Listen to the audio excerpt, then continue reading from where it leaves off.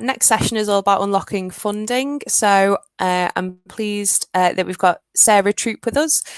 Sarah Troop is from the Essex Shed Network. She's also the Chief Officer of the Maldon and District CVS in Essex. So they support charities, community groups and volunteers in their area. So I'm going to say hello to Sarah. Can you hear me? Hi, Rachel. Hi, Sarah. You okay? Yes, can you hear me? Yeah. Yes, I can. Thank you. Good. So you're going to do a bit of a presentation for us today. I'll scoot off in a minute and let you crack on with that. And then if anyone's got any questions for Sarah about funding, so it's all about kind of grants and funding, how people might kind of access that, where to look for support in their areas, and kind of hints and tips. So if you've got questions for Sarah, please send them in, and we can kind of come to those questions at the end of the session, and I'll jump back in if there's any questions to kind of put them to you. So I'll disappear and I'll start your presentation. So just ask me for the next slide and I'll pop them up. Lovely, thank you. And Okay. I'm just going to let you know now, I've got some ambient background noise because the neighbours are having some work done. So if there's banging and clunking that you can hear, it's that, but it's ambient, so let's call it that. So just to introduce myself, Rachel's already done a really good job, but my name is Sarah Troop. I'm the Director at Maldon District Community Voluntary Services. Some of you may have heard of the Essex Shed Network. Maldon CVS started the first shed in Essex in August 2014. And off the back of the success of that project, we then grew the Essex Shed Network, which is now a partnership project with our colleagues in Uttlesford, which is towards the west of the county, and we're right in the east, so we get good county coverage. We currently have 16 men's sheds open in Essex with another 4 in development, and we also look at ways that we can increase the reach of the sheds through tool down sessions, shed inside sessions, which are diluted men's sheds without the power tools. We also have pop-up outdoor sheds, which is something we started during the summer last year when we wanted to get people together in a safe way. And we also support training and networking for our shed members. So we do lots of things to support the growth of the shed movement in Essex. But the reason that I've been asked to come along today is more connected to the role that I do for the CVS. So for those of you who don't know, CVSs are infrastructure organisations that support local charities and community groups. One of the key functions of that is always supporting people to find funding and giving advice and guidance around that. Although we also do things like governance and policy development. And there is a link on one of the slides, which I can't see at the moment, Rachel. So I'm hoping that they're on their way to find your local CVS, because obviously I can support in Maldon and in Essex, but around the country there'll be people like me doing the same thing. So if you can move on to the next slide for me. Before I wanted to start too much, I wanted to just talk a little bit about funding versus fundraising. And I wasn't in the previous session, so you may have already kind of discussed this a little bit, but I just wanted to highlight that what I'm talking about today is going to be the funding elements. But both funding and fundraising are key ways to generate funds for your shed, but they do require a very different approach. Fundraising may require a few different people, and it may not necessarily get large sums of money in at any one time. But one of the key things that makes fundraising different to funding is that the money that you will raise through fundraising will be unrestricted, which means you have complete control on how you spend that money, and you don't need to monitor and evaluate the spend. So that there is some positives towards fundraising, and I would always recommend that sheds have an approach to generating funds that includes the income generation, funding and formal funding as part of their strategy. So things to consider with fundraising, and like I say, some of this may have been covered in a previous session, is adding a donation option to membership fees, using crowdfunding platforms, collections at events and sales, and then running your own smaller events. But I think I also heard somebody mention maximising donation through gift aid if you're a registered charity. They're all things to consider, but I don't want to spend much time thinking about fundraising today. So we're going to start looking at the approaches of funding. Move on to the next slide.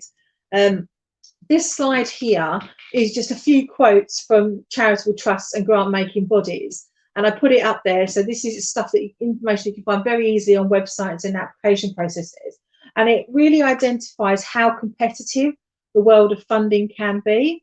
So you can see in there that we've got sort of 50% chance, a 1 in 8 chance, 30%, so that you're really kind of wanting to lay out your plans as clearly as you can, because you're already in a competitive space. So I've got in the next little while 5 of my top tips to talk you through putting together an application. And I'll finish up at the end with a few hints on where to find further information and support. It might feel a little bit like I'm teaching your grandmother to suck eggs, which is a phrase I've never quite understood, but perhaps we can say teaching shedders to chop wood in this setting. But I've been doing 16 years worth of funding advice, and I've seen the same mistakes happen time and time again. So although something seems quite obvious, I am going to sort of cover some stuff that you might think, oh, what's she on about? But like I say, these are common mistakes that people make. So hopefully you'll learn something useful, and we will break the questions towards the end. So next slide, please. So number 1 is quite straightforward. Read the eligibility guidance, and to channel my inner handful parish council, read them and understand them. It's there's been research done from the Directory of Social Change that suggests that 36% of applications received by funders are ineligible. The reasons being that people have put a blanket approach to funding and just written unsolicited. They haven't completed an application form, or the applications have been submitted without reading the criteria, and the information that the funders asked for isn't included in the application. So although that looks like a really simple one, it is really important when you're looking at applying for a funder that, bearing in mind at best you've got a 50% chance of being successful, that you've really made sure that you meet the criteria that funder wants. So consider things like, does your income level meet what they would like to fund? Does the amount of money that you're asking for fit with the grants that they want to give? Will they only fund registered charities? Do they have a preference for a particular geographic location? Are they only going to fund capital, so your equipment and your tools, rather than your revenue costs?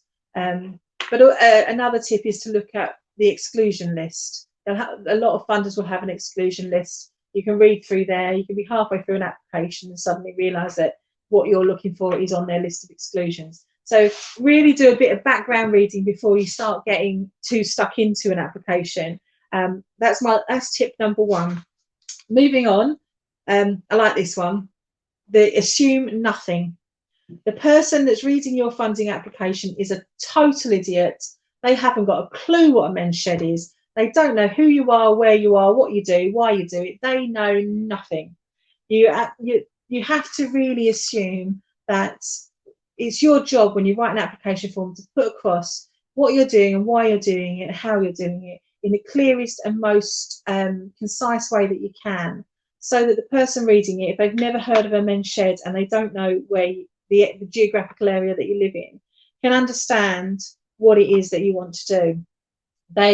I would always recommend avoiding acronyms, avoiding jargon or technical words, because the person who's reading it may not be somebody who has any kind of background in woodworking or practical skills. For Maldon District, where I am, we're a rural district on the east coast of Essex with a high demography of older people. If I was going to apply to, say, the National Lottery through their Awards for All scheme, which is their small grants of under £10,000, that's Reading, Newcastle. The people who are going to read in that application will not have heard of Maldon. They won't know anything about my demography. So I'm going to need to explain to them everything they need to know to make a decision. One thing that's really good to do here, and I'm not suggesting that your friends and families and neighbours are idiots, is to actually ask somebody who doesn't understand the process of sheds and what sheds do to read the application. So if you have got a friend who isn't a shedder, then putting an application in front of them and saying, does this read well? Do you understand it? Is a good starting point to make sure that you're getting your message across clearly. Sometimes it's really easy when you know your material and we're passionate about sheds and we understand everything about them to get a little bit muddy when we start writing things and to assume knowledge. So a note is really just to assume that you're talking to an idiot. And can we just move on to tip number 3, because that does bring me on quite nicely to tip number 3, which is read the question. So basically what I'm saying here is don't go off on a tangent. And I've seen this time and time again when somebody writing an application can be so proud of the work that they're doing and so wanting to tell the funder everything there is to know about their organisation and what they're doing, that they actually go off on a tangent and don't understand what the specific information that the funder is asking. Funders ask questions because they want to know particular questions. It will align with the way they fund, it will align with their priorities, it will align with what the panel want to know. So it's really important to try not to get lost in your answer, to go back once you've prepared your answer, reread the question and identify that you have answered all of the things.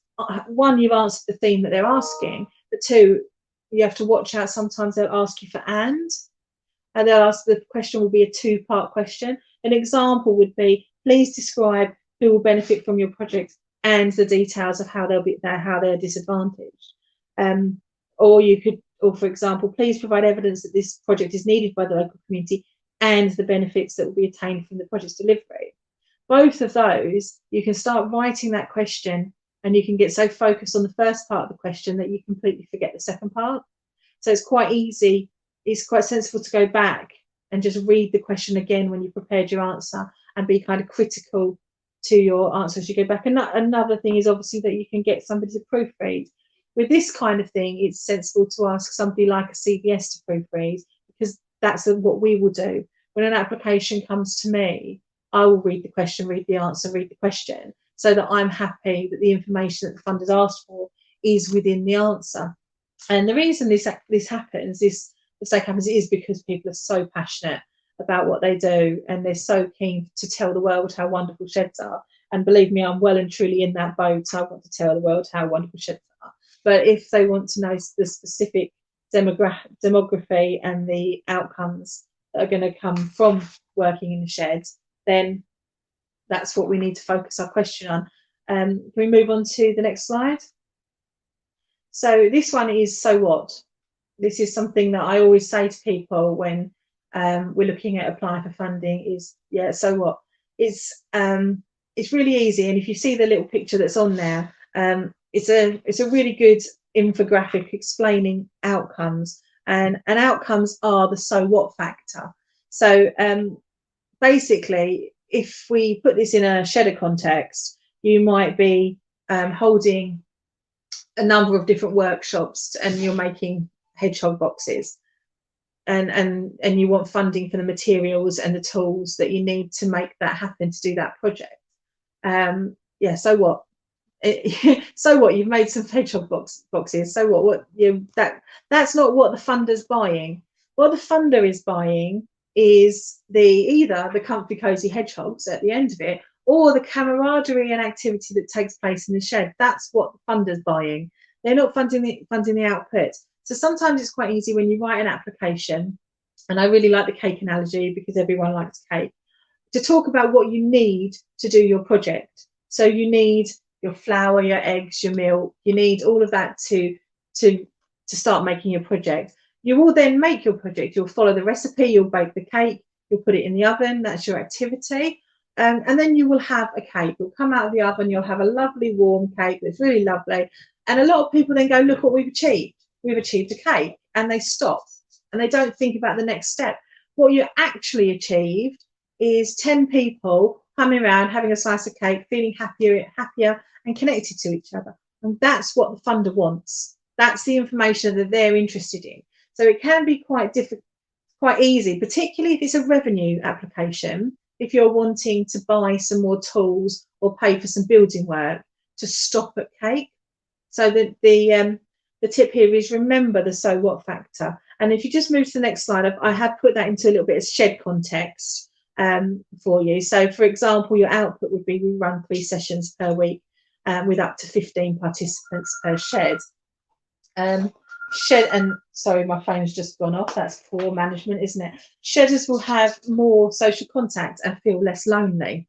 We will purchase tools and materials to enable participants to take part in woodcraft activities, shedders are more active, have improved well-being. And you should always try to have change words in your outcomes. That's what funders are looking for. They're looking for something to have changed. So things like feel better, have better understanding, have increased knowledge, are more active, are less lonely. Those change words should be really critical within your application. That's what people are going to be looking at.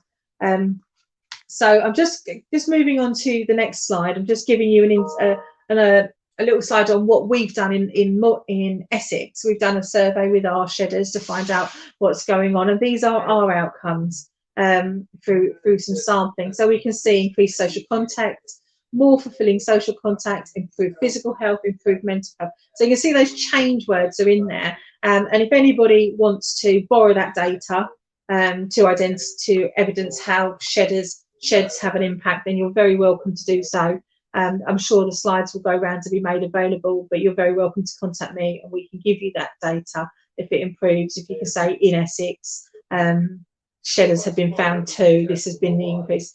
That's very good. We're very happy to share that information. So demonstrating this impact really helps you make the case for funders. So you should look at how you can capture this information within your shed. It might be something you can do as part of day-to-day business, but you also might need to tailor information to a particular funder. And when you're creating your outcomes in a funding bid, when you're looking at what you're going to tell the funder they're buying, you should start thinking at that point how you're going to evidence that. Your monitoring and evaluation processes should be considered at the same time as your funding application, so that you can hit the ground running when you're successful, embed your monitoring straight away, and then you'll be able to very smoothly report back to your funder. But you'll also have an evidence base to approach other people and to do some promotional work. Stats like that we're looking at on the screen there are really strong to open conversations with the public, with family members, with local influencers like council members, etc. So it's really useful to start thinking about that. I'm not going to go too much into monitoring because that's not necessarily why I'm here today, but maybe if it's useful, we can talk about it in the Q&A. But you can think about baselining people when they join, asking them as part of their membership application and process to some simple questions to understand where they are in terms of their mental health and physical health and social connections.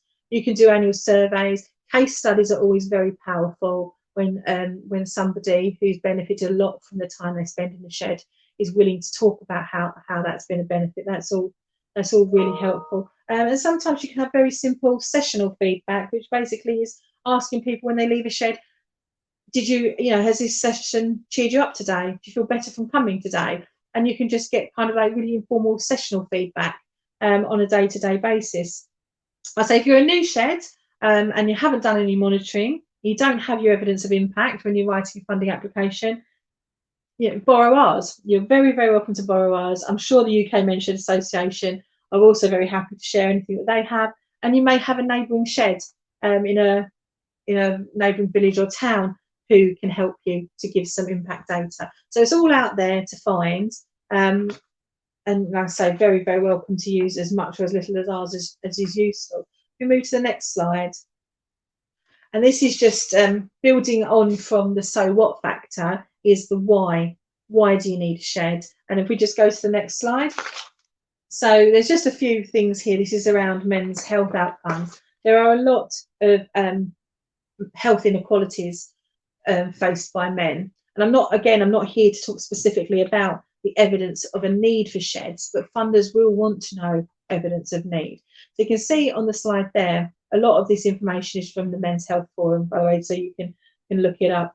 There's a lot of stuff there that shows how men have faced health inequalities, things like increased levels of suicide in men, diabetes, life expectancy, heart disease. But the one that I think is really powerful is the fact that men are less likely to visit GP surgeries, connect with health services, and use pharmacy, weight management, etc., than women, which means that the traditional health service approach that isn't right for everybody. It isn't, particularly men, it isn't right for. So we need to think about why we would have something different for sheds for men, and something different is sheds. As UK Men's Shed Association know, men don't talk face to face, they talk shoulder to shoulder. As anyone who's been inside a shed knows, the conversations that happen in sheds are, there's banter and there's fun and there's humour, but there are meaningful conversations happening in between that as people are working together and growing in confidence. There's experience sharing happening, there's an informal advice being given, as well as the physical exercise and the building of skills that is so beneficial. So that's something to highlight to funders as well. When you don't want to have a men's shed in your area, you haven't got a men's shed in your area because it's a nice to have. You've got it because you're addressing key health inequalities that men face and that men's sheds have been evidenced to mitigate against through the improved mental health, through physical activity. So just to run through a few things on this topic, we have, for example, social contact. We all know in sheds there's lots of increased social contact. Social contacts proved to have a positive impact on mental health. Loneliness can have a negative impact on physical health. It's the equivalent of a 20-a-day smoking habit. So social contact, reducing loneliness, has a positive impact on men's health. Peer support has increased levels of empathy, increased self-confidence, increased mental health. It's empowering to both the recipient and the supporter. People can feel valued, feel that they have a role to play. A lot of time in sheds, you have older people who have had a whole lifetime of experience with practical skills and tools, and the knowledge that they hold in their heads is so valuable and so important. And as people retire from work, as parts of their body start letting them down, you know, that they can't necessarily do that stuff themselves, but that information that they hold in their heads is so important. They can pass that on to other shedders and they can feel valued and important, which has an impact on their mental health, their feelings of self-worth. So there's things like that that we need to let the funder know. And going back to talk to an idiot, if your funder doesn't know about sheds, then they're not going to know this. We need to tell them.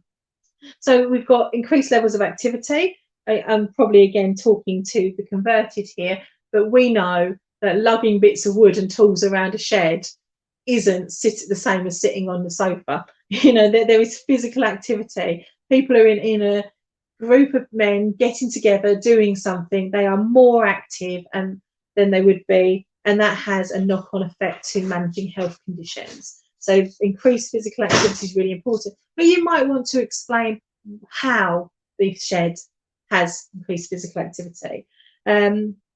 So there's just a few things about the why. So when we talk of explaining to our funder, our potential funder, what we're doing, we're telling them we want to have a men's shed and we want to invest in some tools, we need to meet our running costs, etc.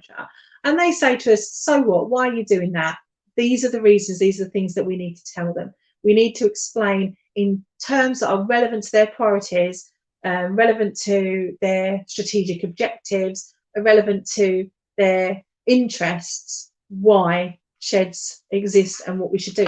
So I'm going to move on to tip 5. And once I've done tip 5, we're going to break for questions. And I can see there's a few bits in chat. I can't see what they are, and I'm hoping they're all positive. Tip number 5 is don't leave it to the last minute. And this is for a couple of reasons. For example, if you want to leave time for somebody to proofread an application and make any suggested changes, then you want to give that person time to do it properly. So giving yourself a good lead-in time to a funding application deadline is always a sensible idea. But another thing is that you may need to find supporting evidence. So copies of policies or procedures, that can take time to get together. You might say, right, I'm going to sit down and I'm going to write this application. You get all the way through it, and then it says, please upload a copy of your constitution.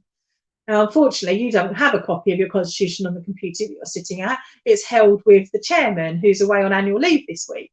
So you can't get it quickly. So it's important to give yourself time to understand all of the things that you're going to need to evidence. It might even be that they say to you, we need to see a copy of your equal opportunities policy, and you don't have an equal opportunities policy. So you might need to have a committee meeting, write a policy, and get that adopted before you can upload it. So it's always worth looking at the wider picture with that funding application. You might also need time to do some research into your costing, research into what your budgets might be, and there might be a question on the form that comes up that you actually need to go and research the answer before you can answer it. You might need to go back and look at some demography information from your district, or some of the stuff that we talked about from the Men's Health Forum. You may want to give people some evidence base, and that might take a little bit of time to put together. So if we bear in mind the success rates that we talked about at the beginning, that you've got you're in a very competitive process, you want your application to stand out, it's a pretty strong possibility that a rushed application that's poorly researched and poorly supported is not going to be top of the pile. So you need to give yourself a little bit of time to make sure you're doing the best job you can and get the support that you need from proofreaders and etc. So I think that's me on my tips. So I'd like to move on to the next slide, just to take any questions here. I've got a few little bits about where you can find useful links to funders and more support, just to cover at the last bit. But I did just want to see if having rattled through some top tips, if there are any key questions from anybody. So thanks so much for that, Sarah. If we've got a comment there. If anyone has got a question for Sarah, please just send it in. And if you don't, I've got plenty of questions that I can ask you, which I think will be things people might be thinking about if they've just watched that. So just wanted to say thank you for that presentation. It was really, really informative in such a short time. I think you covered so much. And I really enjoyed the cake analogy as well. I think that's really a good way, a really easy way of thinking about it. It works for beer as well. Don't stop at the beer. Don't stop at the cake. But I just wanted to ask. I'll go through a couple of my questions, and obviously, if anyone's got any, please send them in. Obviously, you talked about kind of applying for funding. Is it often that sheds may be asked for kind of evidence or reports to show what they've done with the funding that they've successfully achieved? Does that happen often? It generally depends on the level of funding that you're receiving. Smaller amounts, say less than 1,000, the funder can generally be quite happy to give that funding. If you're looking for larger amounts, and universally really, that you should be expected to gather evidence. This is what I said. Look at that while you're writing your application as to what you're likely to get back, because some of them might say that they're going to need to see a budget. They might, some occasionally actually want to see copies of receipts. That's quite rare, but it does happen. But certainly your budget spends and then your outcomes. So you'll write an application and you'll say, we want to do this because sheds improve mental health. That funder's going to come back to you and go, how many people have you seen an increase in improved mental health for? So it's important to kind of embed that. Before you go off and tell a funder you're going to do it, you need to think about how we're going to prove that. And it's always good to do it right at the very beginning, rather than, they've sent me a monitoring report, what do I do now? And I've seen that so many times when people go into panic stations because they were so focused on getting the funding in that they didn't think about how they were going to feed back. What you really don't want to do is get a black mark against a funder. So if you don't have your monitoring application, your monitoring information, or they have to chase you for it, then you reduce your chances of getting a repeat fund from that. And for your local funders, you really don't want to do that. You want to be an organisation that they know and that they trust, and because that will just make the application process smoother. When they say, yes, we know that shed, they did brilliant work last time, it's really good investment, we're already minded to approve this. Whereas, we funded them before, we had to really chase them for the information, we weren't really sure we did, I'm not sure that we're going to fund them again. So you want to be in the first camp as much as you can. Yeah, that's a really, really helpful answer, I think. So I guess that kind of falls into your tips of kind of reading the question and being fully sure about what people want. Great, we've got a question. So how would you approach a funder if they ask for a first 12 months accounts but you are newly formed? So that does depend on the funder, because some funders will have a restriction to say they won't fund new organisations. So it's worth just double checking in their guidance notes what they say, because as a rule of thumb, if you are newly formed and you don't have accounts, they will take copies of 3 months of bank statements, or they will take a forward budget. So it will depend on what the funder wants to do. but they may say we don't fund new organisations. So it's worth checking through the guidance notes, and if in doubt, contact the funder for more information or contact the CVS. Your local CVS might have already dealt with that funder and might have some insight. But like I said, as a rule of thumb, you tend to see things like, if you haven't got 12 months account, please provide a bank statement. Yeah, great. And kind of coming back to your point about, support from the CVS, I know you mentioned before that, you might read over a funding application for people. What other support would be available for sheds from their CVS with regards to accessing funding? But so we would do locally, and I think a lot of other CVSs would do a funding search. So if you came to us and said we need this much money for this purpose, we would be able to give you a list of funders to say, well, these are ones who are likely to fund that level for your organisation. Which brings us back to the eligibility criteria, because you would hope, fingers crossed, that a CVS is not going to recommend you apply to one where you don't meet the eligibility criteria. So we kind of cut that bit out for you. Because of the knowledge that we have in our organisation of the different funders. If you're not a registered charity, we won't be telling you about a funder that will only fund registered charities. If you're telling us you want £2,000, we're not going to tell you about an organisation whose minimum grant is 5, that kind of thing. So we can kind of filter out and just put the relevant information in front of you. CVSs will also do things like the policies that we talked about. So if you all of a sudden you identify that you need an equal opportunities policy and you don't have one, CVSs will be able to help with that as well. And they will also be able to give advice and guidance on how you would embed monitoring and think about and form your outcomes. So different CVSs do different things and different organisations want different things. So with our funding service, it can be anything from here's a funding search, off you go, to come and sit with me. We'll go through each question one by one and we'll work out how you answer it to give the best chance of success. And some CVSs may kind of run training courses as well, mightn't they, for things like this? Some will do funding for training courses around writing funding applications. We've done it in the past. We haven't done one for a long time because actually the one-to-one bespoke stuff is so much better for people. But there are national providers that do that as well. NCVO particularly does them. Your local CVS is likely to be more affordable. Yeah, of course. And I have heard of sheds who've kind of paid external agencies to support them with writing kind of funding bids. So just wanted to ask kind of what your thoughts about that were. I think sometimes it's unnecessary because the person who knows your organisation, what you do and how you do it best is you. And a third party fundraiser, they may have quite good success rates, but what they won't have is the bespoke knowledge that you guys have. And there'll be people around you, like I say, CVSs, but it's quite often in local authorities, there are people who can help with funding bids as well.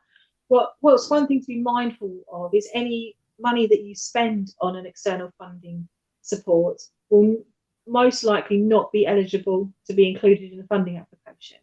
Funders don't really like that, and you quite often see that on the exclusion list. The external fundraising or funding advice is not something you can claim for. So you have to offset whatever you spend on that person or that support with the value of the fund that you're applying for. If it's a small pot of money and there's a charge, then you might find that actually you've broken even at best. So my recommendation would be to talk to your local CVS before you go to an external fundraiser. If you've got a really big project on your hands and you're talking tens of thousands, if not more, and sometimes when sheds start, they've got big building projects on their hands to get a space ready, then the support that you get from an external fundraiser may be worth the investment. I'm personally not in favour of paying for support. I wouldn't necessarily say it's not right for everybody, but I would say unless you've got a really big build on your hands, there are probably free or affordable options that don't include somebody. Other routes to try first.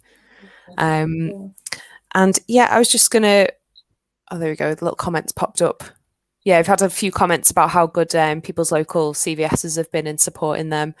I was just going to ask as well, if a shed has been turned down for funding, obviously it could be quite disheartening. Just if you got any kind of tips or advice for if a shed has been denied funding for something. Yeah, I think it depends on the funder that you apply for. Quite often funders won't give feedback, which can be frustrating. Yeah. But actually, I've sat on funding panels, and it is quite difficult sometimes as a funder to make decisions because there's a finite pot of money that needs to be spread around applications. We've seen from the evidence that funders are 9 times out of 10 oversubscribed, and honestly, it can be a fag paper between the successful application and the unsuccessful application. At a different time on a different day, the decision could have gone the other way. So it really you shouldn't get disheartened. You should remember that it's a competitive process, and what you're doing is really worthwhile. It might be that you want to, if you haven't followed sort of the top tips that I would suggest, and somebody hasn't proofread it and it's unsuccessful, it might be worth going to somebody and saying that this was an unsuccessful application. Could you take a look and see if you recommend I change anything? And or even try, be your own critical friend and have a look through. But like I said, sometimes it's a fag paper. Sometimes you've done nothing wrong. There is just X amount of money to be spent, and funder just can't support everybody. There are very difficult conversations that happen on funding panels. So my advice would be don't give up and keep going, because the project that you're doing is really important to the people who are there. And if one funder hasn't been communicated across properly, then the next one will. And it might be that actually it's providing very, very similar information to 2 funders, but like I say, on a different day with a different following wind, one successful, one isn't. So it really is, maybe grow a thick skin, take a deep breath and understand it's not personal. Maybe just have a little bit of a critical look and go, was there something I could do differently? Is there a way? But I can pretty much guarantee you won't get it from the funder. That's good advice, I think, to kind of have somebody look over your application and see where maybe it could be improved or if it went wrong. But as you say, it's who you're up against on the day sometimes, isn't it? It's nothing to do with your application. I was just going to ask if you had any kind of I know you've got a couple more slides to show, with some further information on, so just before we go to them, just if you had any kind of particular success stories from sheds in your area about funding off the top of your head. Every single one is a success. So, every time you get some funding is a success. So I think that what works really well, and it is something that I was going to just sort of touch on one of the other slides, is when you can have personal relationships with council members, because quite often council members will have internal budgets. Generally speaking in Essex, and I don't know whether or not it's the same across the whole country, we try to ensure that sheds have low operational running costs. So we don't have high rents, and we try to get utilities sort of built in, but with the landlord. So the running costs of sheds and the amount of grants that people need once they're up and running can be quite low level. So a council who's got a pot that they can give you £500 from can make a considerable difference. And that's relationships, inviting local politicians down to see what you do, giving them a cup of tea and letting them see it in person, can be a really strong thing to do. Plus, they can lend weight to a larger application. Some people will ask for references. If you can put a local councilman down as a reference, but those people, they're in influential positions as well. They'll be in meetings. People will be discussing things. So building those relationships on the ground can make a big difference. Yeah, that's really helpful. It's kind of, I suppose, being out there, being part of your community and getting to know the right people, as you say, is really helpful.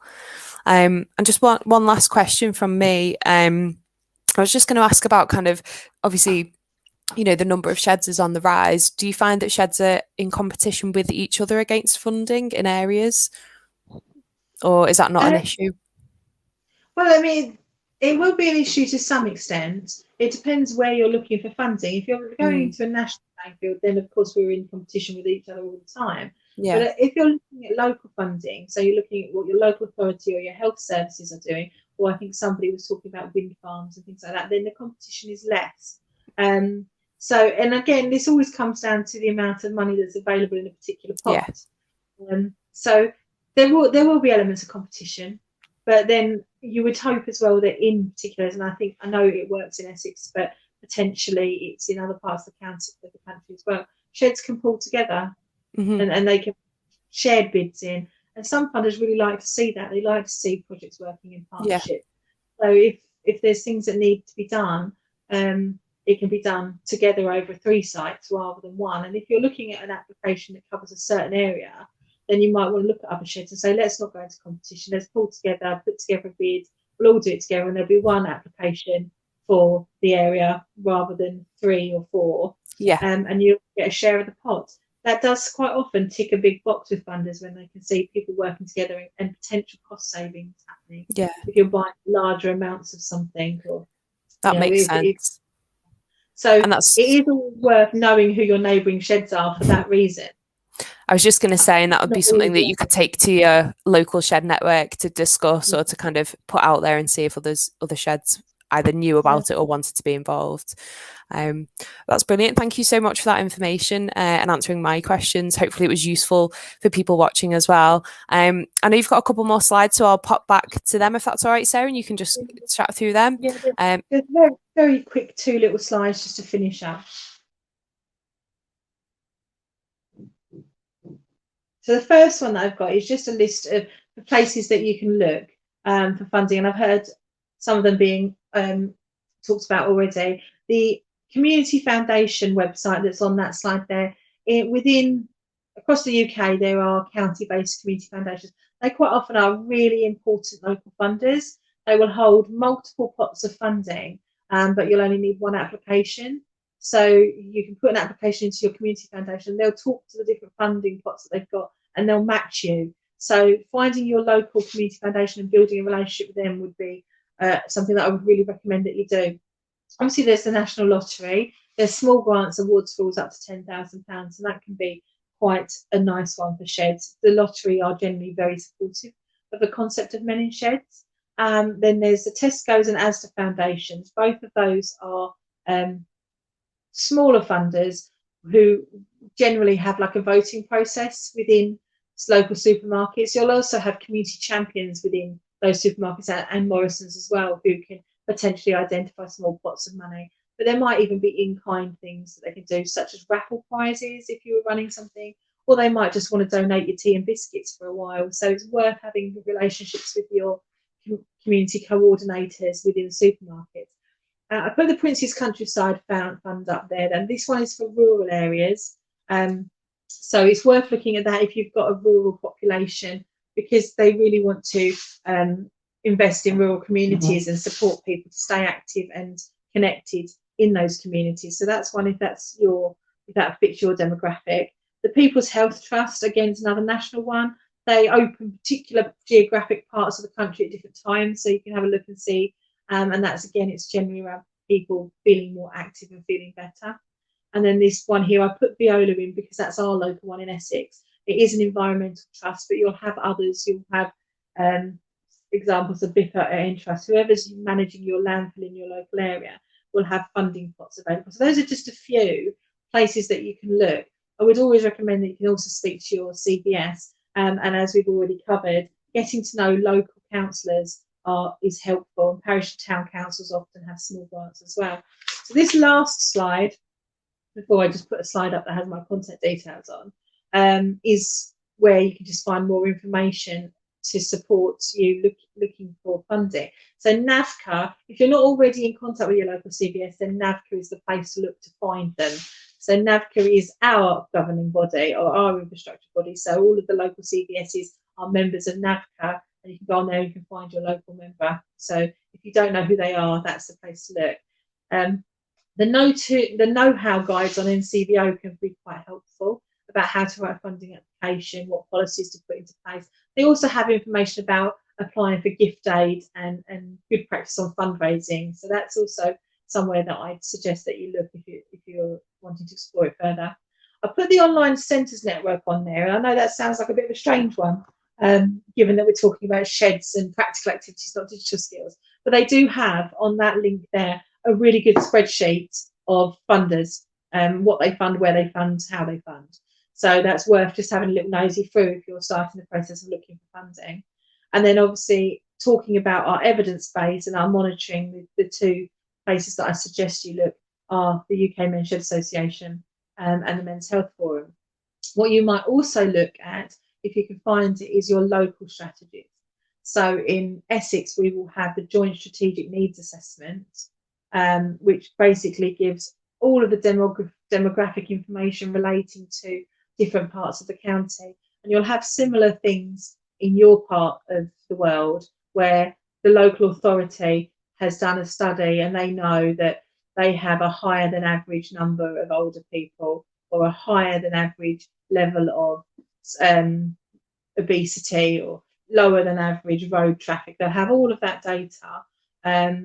It should be in the public domain. If not, you'll have someone in your local authority, and this is kind of the importance of getting to know your local people who can get that information for you, and that will help you with your evidence base when you're talking to a funder. If you can say, and I'm applying it to Maldon. Maldon is a rural district on the east of England. We have the highest travel time to services in the whole county, and a higher than average older population. That's specific to Maldon, and it identifies that people can't get to services easily. We need to put them out into our rural areas, and it identifies that people who are likely to be isolated, the at-risk people, older people, we have more of them in our district than other parts of the county. So if you can find that kind of information, then you're really onto a winner in evidencing your need. And the last slide there is just my contact details. If there's any questions about anything I've said that you think about afterwards, feel free to contact me. If you want to have a look at what the Essex Chef Network does, then please do take a look at that website. There is a really lovely video on there explaining what sheds do, which you're very welcome to share with funders if you don't have something similar. And I know UK Men's Shed Association also do it. But if there's anything that we've done in Essex that is going to support you to get funding, then please do pinch it and use it. Oh, that's brilliant. Thank you so much for that information. I bought a shed, I took it home, and I erected it. I bought a shed, I took it home, I'd selected it. I bought a shed, I bought a shed, I bought a shed. I followed the instructions, studied all the plans, worked day and night to get it right with blisters on my hands. And when I put the roof on and finished off the floor, I knew inside my heart of hearts I'd be ignorant no more.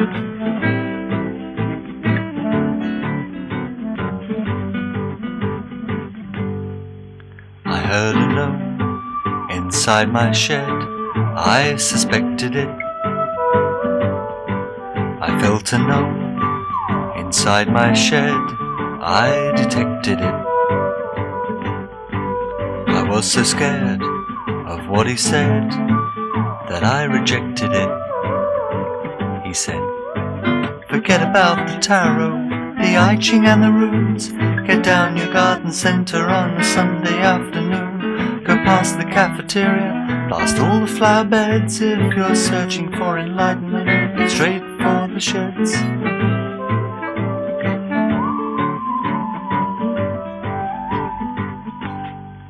And so we lived inside our shed, and we respected it.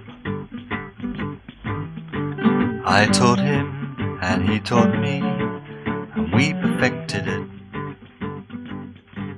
And all because I bought a shed.